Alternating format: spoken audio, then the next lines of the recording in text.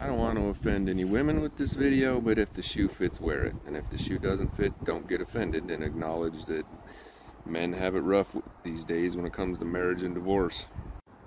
I grew up thinking the majority of people were capable of having a happy, lifelong commitment, marriage, relationship, whatever. I mean, I grew up in a pretty religious area, so it was pretty common for most. But as an adult now, I'm seeing the majority of people are completely incapable of having a healthy relationship. It's probably 95% of people are too toxic to have a lifelong commitment. And the way our culture is now, women see themselves as this prize men need to compete for, and we're nothing but a resource to them. Once they marry us, they don't care if we stay. I don't know a single woman who cares if her husband stays or goes.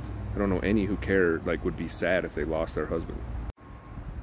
My grandparents were all miserable growing up. All they did was nag. I thought my parents were a good example. They gave me hope. You know, they seemed happy. But now that I'm older, I have found out how much they were hiding, and that they hate each other now. I mean, they're in their 60s, but they barely talk. My dad started sleeping in a different room 20 years ago. They should have got divorced 20 years ago after the last of us kids was out of the house. So since I graduated high school 20 years ago, all I've seen from my friends is divorce after divorce. Everybody I know is divorced. Everybody's paying child support. Luckily, I don't have any kids. I don't ever plan on getting married again.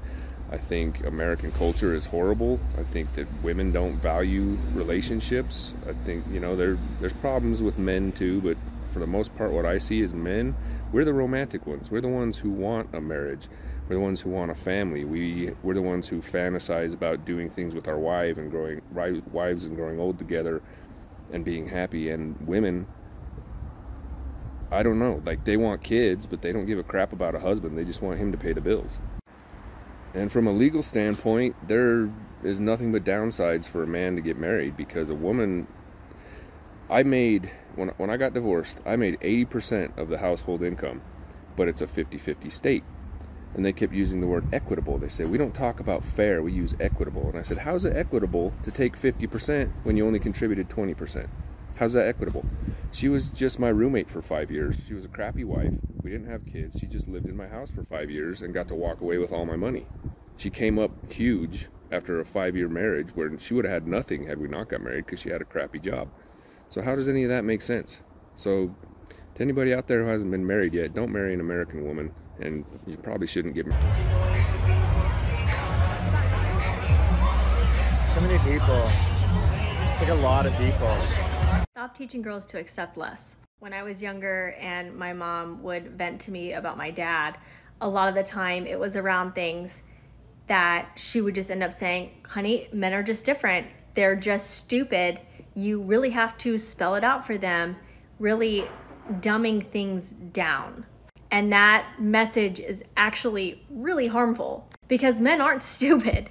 Men are very capable beings. And all men are not like this. My husband is not like this. When you look on this comment, the video I'm talking about, my husband is not like this. Because I made damn sure I wouldn't marry a man that was the way my mom would describe my dad at times. Men are capable. It's whether or not they choose to be. Some men simply choose to just not be considerate to their partners.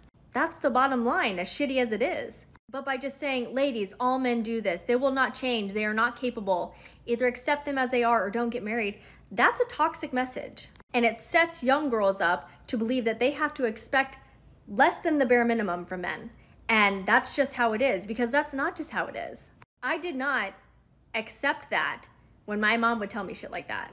And it was something that I took to heart, I took to my core, and I said, these are my standards. Either the man that I will marry is going to meet and exceed them, or we're not going to get married. I'm not settling. I'm not going to just accept that all men are like this.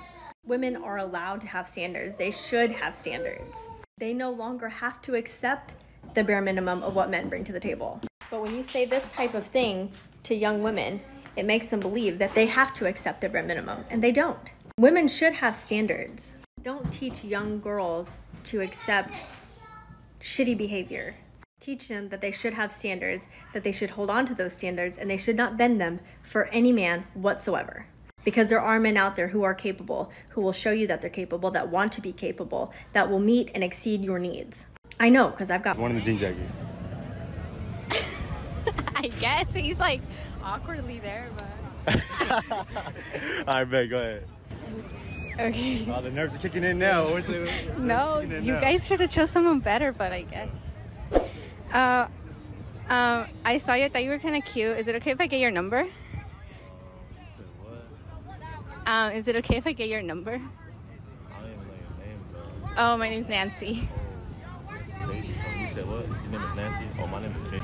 Oh, nice to meet you. Nice to meet you. Can I get your number? Nah. No? Oh.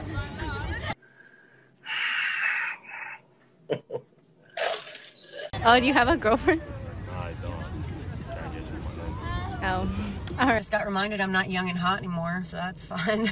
I came out of CVS, I went to go start my car and it wouldn't start. And I like had to like restart it and finally got it going. Point to that being I had to go to O'Reilly's and I had the guy test me for a new battery and he's like, yep, you need a new battery. I'm like, cool, let's get a new battery. So I go and I buy a new battery and I'm like, you guys put it in, right? Because they've always put in a battery for me when I buy a new battery at O'Reilly's, like my entire life. Like always, they've always offered, can I come put that in your car for you? Not this time, no, now I'm old apparently. So who sits in the back, your girl or your mom? My mom. Wow. Listen to me.